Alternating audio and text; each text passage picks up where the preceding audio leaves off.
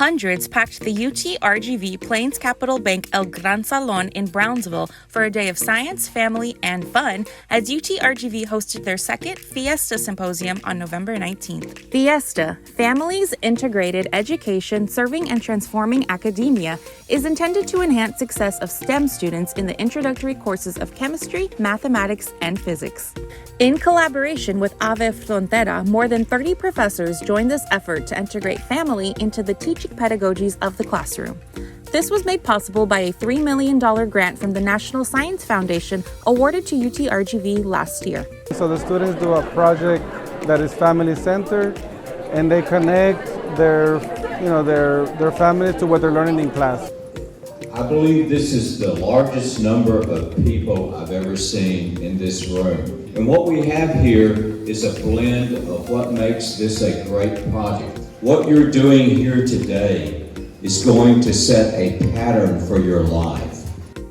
The symposium was a host to a myriad of unique presentations on a wide range of topics that have a familial relation. Carlos Rodriguez, a junior at the UTRGV Math and Science Academy in Brownsville, drew his inspiration from his mother, Norma Rodriguez, who is the UTRGV Public Relations Coordinator for University Marketing and Communications. Growing up, she was always fascinated by technology, but she saw how it opened the doors to new opportunities, and she was inspired, so she wanted to study something in technology.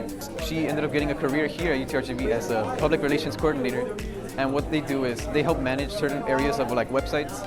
They make sure that everything stays accurate to what it's actually saying it is, and she's always meeting with others, doing a little bit of reading, making sure that everything stays accurate. It helps others find appropriate resources, and she just inspires me as a person because she's always pushing through, and she made it. She's successful now.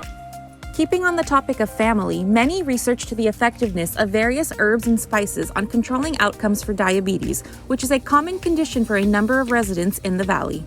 Alejandra Ponce and Amber Garza, senior biology majors on the Edinburgh campus, did their project on the use of cinnamon to aid with diabetes. So I talked to a PA that I worked with, that I shadowed her, and she used to work in a family care clinic. So she saw a lot of patients with diabetes that were Hispanic and Mexican, and she said that a lot of them claimed that cinnamon helped with their diabetes. It mainly helps for people who have a BMI over 27. It's more effective in that it's not a resource that you can solely rely on. You do have to be in taking your other medication with the diabetes and with your diet, but it is a very good aid for diabetes. Reporting for the newsroom at UTRGV, I'm Victoria Brito Morales.